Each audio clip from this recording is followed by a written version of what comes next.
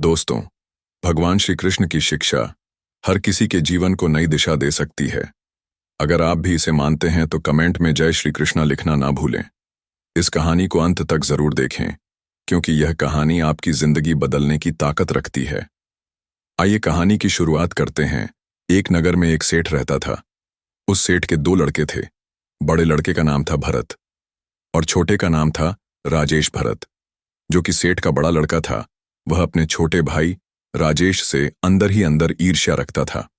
और इस ईर्ष्या का कारण धन संपत्ति नहीं, बल्कि घर परिवार और नगर के लोगों से मिलने वाला मान सम्मान और प्रेम था। सेठ भी अपने छोटे बेटे राजेश पर ज्यादा भरोसा करता था। वह व्यापार से जुड़े महत्वपूर्ण कामों को भी बड़े बेटे की बजाय छोटे बेटे को ही ज्यादा सौंपता था। साथ ही व्यापार और घर के किसी भी निर्णय पर छोटे बेटे की राय को अधिक महत्व दिया जाता था। नगर के अन्य बड़े लोग और छोटे मोटे व्यापारी, जिनके की सेठ के साथ अच्छे व्यापारिक संबंध थे, वह भी सेठ के बाद उसके छोटे बेटे राजेश पर ही अधिक विश्वास करते थे और उसके साथ ही लेन देन व्यापार करना पसंद करते थे। समाज और नगर के लोगों के बीच राजेश की एक सकारात्मक छवि थी। लोग उसे एक ईमानदार और बुद्धिमान व्यक्ति के रूप में देखते थे। लेकिन बड़े भाई भरत को छोटे भाई राजेश की इतनी लोकप्रियता से जलन होती थी। वह सोचता था कि बड़ा तो मैं हूं और इस नाते मुझे ज्यादा सम्मान मिलना चाहिए। घर में मेरी बात को ज्यादा महत्व दिया जाना चाहिए और पिताजी व अन्य व्यापारियों को भी व्यापार के काम में मुझ पर ज्यादा भरोसा दिखाना चाहिए। लेकिन उसके साथ ऐसा कुछ भी नहीं हो रहा था। कभी कभी वह यह समझने का प्रयास भी करता कि आखिर मेरे छोटे भाई में ऐसी कौन सी विशेषताएं हैं जिसकी वजह से उसे समाज में ज्यादा मान सम्मान मिलता है और मुझसे भी ज्यादा महत्व दिया जाता है। लेकिन उसे कभी भी अपने इस प्रश्न का संतोषजनक उत्तर नहीं मिल पाया, जिस वजह से उसके अंदर की यह गुस्सा छोटे भाई के प्रति नफरत में बदलती जा रही थी। एक दिन उसने अपनी यह मानसिक परेशानी अपने एक बहुत ही नजदीक की मित्र से बताई। मित्र समझदार था और सेठ के बेटे का शुभचिंतक भी था। उसने सेठ के बेटे से कहा, मेरे पास तो तुम्हारी इस समस्या का कोई हल नहीं है, लेकिन मैं एक ऐसे व्यक्ति को जानता हूं जो तुम्हारी सारी समस्याओं का समाधान बता सकते हैं। बस तुम कल सुबह मेरे साथ चलना। सुबह होते ही वह युवक सेठ के बेटे को लेकर नगर के बाहर स्थित एक पहाड़ी की तरफ चल पड़ा। पहाड़ी ऊंची और रास्ता मुश्किल था। दोनों काफी देर तक चलने के बाद उस पहाड़ी के शिखर पर पहुंच जाते हैं। उस पहाड़ी के शिखर पर उन्हें एक छोटी सी कुटिया दिखाई देती है। कुटिया को देखते ही वह युवक सेठ के बेटे से कहता है, इस कुटिया में एक महात्मा जी रहते हैं जो कि बहुत ही ज्ञानी और बुद्धिमान है। जो भी इनके पास आता है अपनी समस्या का समाधान लेकर ही जाता है। तुम्हें उनके समक्ष अपनी सारी मानसिक व्यथा कह देना, तुम्हें तुम्हारे प्रश्नों के उत्तर मिल जाएंगे। इसके बाद दोनों कुटिया के अंदर प्रवेश कर जाते हैं, जहां पर महात्मा जी ध्यान की अवस्था में बैठे हुए थे। दोनों के अंदर प्रवेश करते ही महात्मा जी अपनी आंखें खोलते हैं और मुस्कुराकर उनके आने का कारण पूछते हैं। दोनों युवक महात्मा जी को प्रणाम करते हैं और फिर सेठ का बेटा अपनी परेशानी बताना शुरू कर देता है। वह कहता है, मुनिवर, हम दो भाई हैं, लेकिन मेरे छोटे भाई राजेश को हर जगह मुझसे अधिक महत्व दिया जाता है। परिवार और समाज दोनों जगह उसे मुझसे अधिक काबिल समझा जाता है। पिताजी भी व्यापार के सबसे महत्वपूर्ण काम उसे ही सौंपते हैं।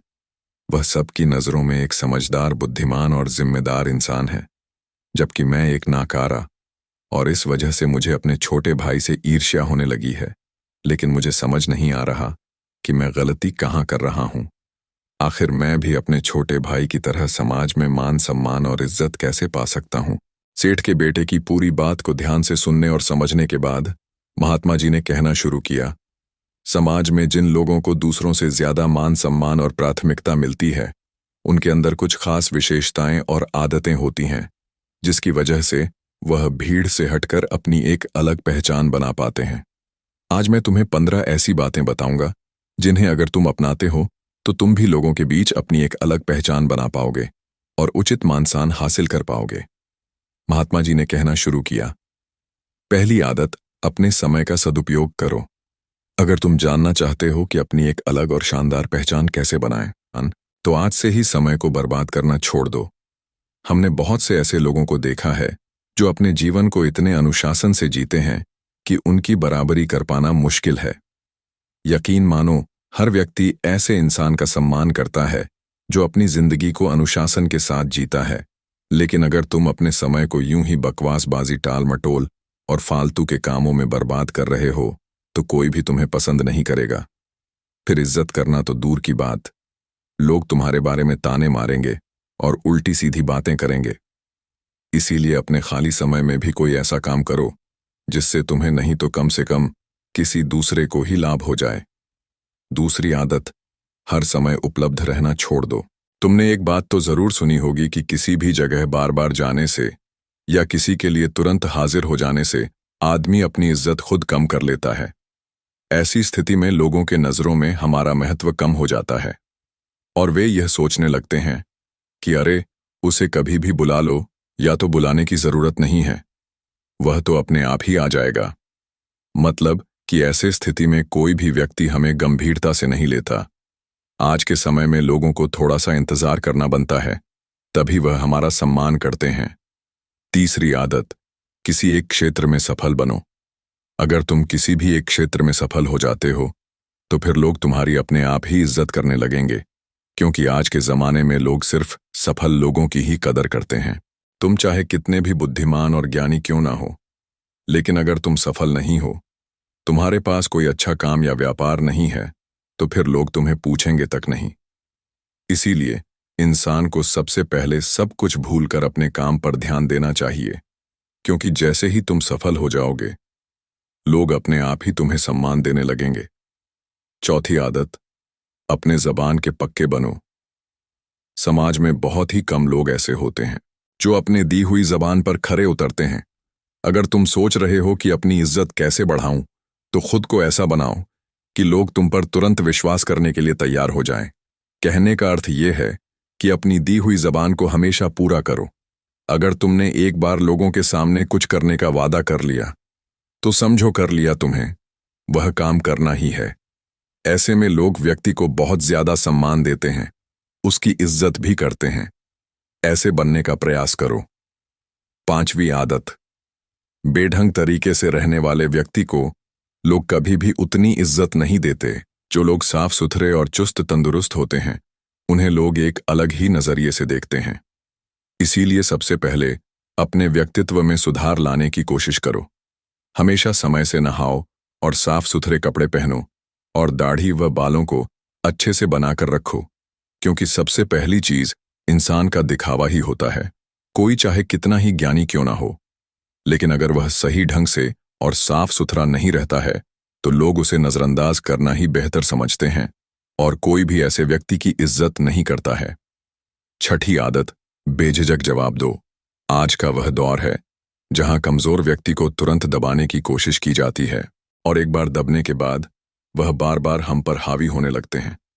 फिर उन्हें देखकर दूसरे लोग भी हमारे साथ ऐसा ही करने का प्रयास करते हैं, जिससे लोगों के बीच हम एक मजाक बनकर रह जाते हैं। व्यक्ति को अपने साथ ऐसा होने से रोकना चाहिए। बेझिझक होकर जवाब दो, ताकि सामने वाला व्यक्ति और दूसरे लोग यह तुरंत समझ जाए कि यह आदमी काबू में आने वाला नहीं है और वह तुमसे बेवजह उलझना बंद कर दे। आज के समय में अपनी इज्जत खुद करवानी पड़ती है। सातवीं आदत, किसी से भी मत डरो। अगर तुम सोच रहे हो कि लोगों के बीच अपनी इज्जत कैसे बढ़ाऊं, तो आज से ही डरना बंद कर दो। यहाँ इसका मतलब ये नहीं कि तुम्हें किसी से भी लड़ जाना है या फिर लोगों का सम्मान करना बंद कर देना है। निडर होने का मतलब है खुद पर पूरा भरोसा रखना और गलत के सामने ना झुकना। अगर तुम्हें लगता है कि तुमने कुछ गलत नहीं किया, तो फिर सामने वाला चाहे कितना ही शक्तिशाली क्यों ना हो, तुम्हें उसके सामने झुकना नहीं है। यही है सच्ची निडरता। यहां निडरता का दूसरा अर्थ यह भी है कि तुम्हें अपने भविष्य को लेकर डरना बंद कर देना है, क्योंकि कोई भी इंसान ऐसे व्यक्ति को गंभीरता से नहीं लेता जो अपने भविष्य को लेकर हर समय डरा हुआ रहता है। भविष्य के लिए योजना बनाना और उस पर चिंतन करना ठीक है, लेकिन हर समय भविष्य की चिंता करके डरा हुआ रहना व्यक्ति को मानसिक रूप से कमजोर बनाता है, और मानसिक रूप से कमजोर व्यक्ति की इज्जत कोई नहीं करता। इसीलिए तुम्हें भी निडर बनना है और समाज को यह दिखाना है कि तुम्हारे अंदर किसी भी चीज को लेकर कोई खौफ नहीं है और तुम सत्य और न्याय के लिए हमेशा सच बोलने के लिए तैयार हो। खुद को मजबूत दिखाओगे तो अपने आप को ज्यादा सम्मान दिला पाओगे। निडर लोगों का लोग खुद सम्मान करते हैं। 8वीं बात, दूसरों से ज्यादा ज्ञान और जानकारी हासिल करो। अगर तुम अपने मोहल्ले और नगर में सबसे ज्यादा सम्मान पाना चाहते हो तो तुम्हें अन्य लोगों की तुलना में ज्यादा ज्ञान हासिल करना होगा, जानकारी हासिल करनी होगी और खुद को जागरूक रखना होगा, ताकि जब तुम बोलो तो लोग तुम्हारी बातों को ध्यान लगाकर सुने। इसके लिए तुम किताबें पढ़ सकते हो और जानकार व ज्ञानवान लोगों से वार्तालाप कर सकते हो। जो व्यक्ति जितना ज्यादा ज्ञानी होता है उसे लोग उतना ही पसंद करते हैं और उसकी उतनी ही ज्यादा इज्जत करते हैं। 9वीं आदत, थोड़ा सा धन अपनी सुख सुविधा पर भी खर्च करो। समाज के कुछ लोग सिर्फ दिखावे को ही महत्व देते हैं और अगर तुम धन कमाकर सिर्फ उसे जमा करते रहोगे और उसे अपनी सुख सुविधा पर बिल्कुल भी खर्च नहीं करोगे तो लोग तुम्हें कंजूस कहेंगे। ऐसे में इज्जत करना तो दूर की बात है, लोग तुम्हें कंजूस कहकर अपने सामने तुम्हारा मजाक उड़ाएंगे। अगर तुम्हारे पास धन है तो लालच करना ठीक नहीं है। तुम अपने धन से कुछ ऐसा काम करो, कुछ ऐसी चीजें खरीदो जिससे उन लोगों का ध्यान अपनी ओर खींच सको। अगर लोगों को लगेगा कि तुम सच में अपने जीवन को अच्छे से जी रहे हो तो लोग तुम्हारे प्रशंसक बन जाएंगे। 10वीं आदत, अपने हुनर और खूबियों को लोगों के सामने आने दो।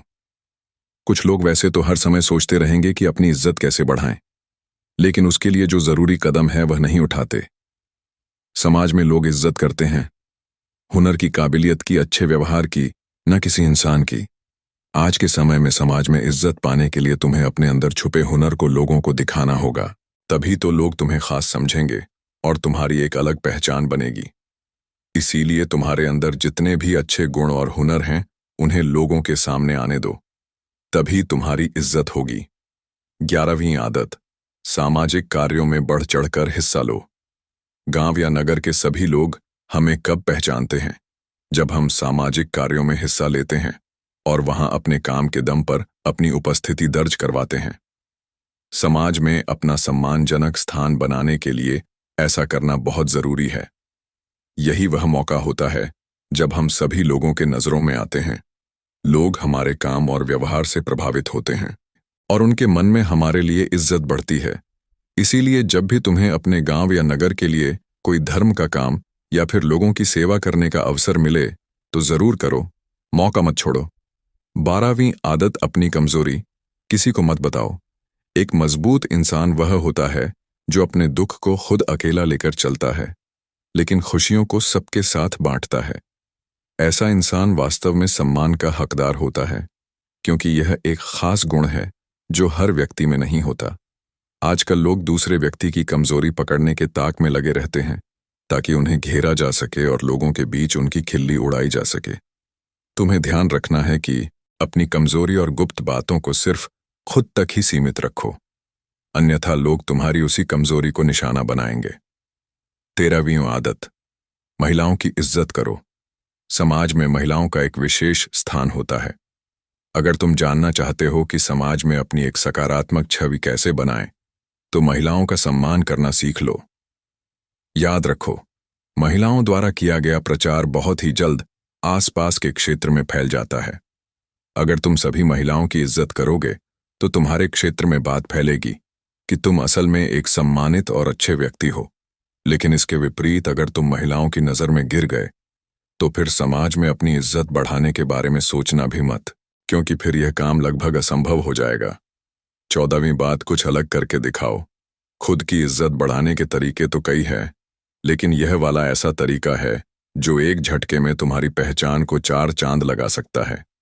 साधारण जीवन तो सभी जीते हैं और ज्यादातर लोग तो सिर्फ खुद के लिए ही जीते हैं। अपने जीवन में कोई ऐसा काम कर दो जिसे सब याद रखे और लोगों के बीच तुम्हारी साख बन जाए। तुम किसी भी क्षेत्र में अपने गांव या नगर का नाम रोशन करो, या फिर कोई धर्म का ऐसा काम करो जिससे गरीब लोगों को लंबे समय तक लाभ मिल सके। 15वीं आदत, सबके साथ प्यार से रहो। इज्जत उसी व्यक्ति की होती है जो खुद दूसरों की इज्जत करता है। अगर तुम लोगों के साथ खराब व्यवहार करते हो, अपशब्द बोलते हो, लड़ाई झगड़ा करते हो, तो समाज में तुम्हारी छवि खराब होगी और कोई भी तुम्हारा सम्मान नहीं करेगा। अच्छा, व्यवहार एक बड़ी चीज होती है जो गरीब और अनपढ़ व्यक्ति को भी इज्जत दिलवा देती है। चाहे कोई छोटा हो, बड़ा, अमीर हो या गरीब, सबके साथ प्रेम से बात करो। सबके साथ जब भी समय बिताओ, हंसते मुस्कुराते रहो। इस तरह से हर छोटा बड़ा व्यक्ति तुम्हारे व्यवहार से प्रभावित होकर तुम्हारी इज्जत करेगा। अगर तुम इन 15 बातों को जीवन में उतारते हो तो निश्चित रूप से लोग तुम्हें पसंद करेंगे और तुम्हारी इज्जत भी करेंगे। और एक आखिरी बात कि तुम अपने भाई राजेश से ईर्ष्या करने के बजाय उससे सीखने का प्रयास करना चाहिए और यह जानने का प्रयास करना चाहिए कि उसके अंदर ऐसी कौन सी आदतें हैं जिसके कारण लोग उसे इतना महत्व देते हैं और तुमसे भी अधिक जिम्मेदार समझते हैं। इतना कहकर महात्मा जी ने अपनी बात समाप्त की। सेठ के बेटे ने अपने छोटे भाई से ईर्ष्या वाली बात पर महात्मा जी से क्षमा मांगी और इन 15 आदतों को अपने जीवन में अपनाने का वचन देकर वहां से चला गया। मित्रों, यह कहानी आप लोगों को पसंद आई होगी तो प्लीज हमारे चैनल भक्ति गाथा संग्रह को सब्सक्राइब जरूर करें। धन्यवाद।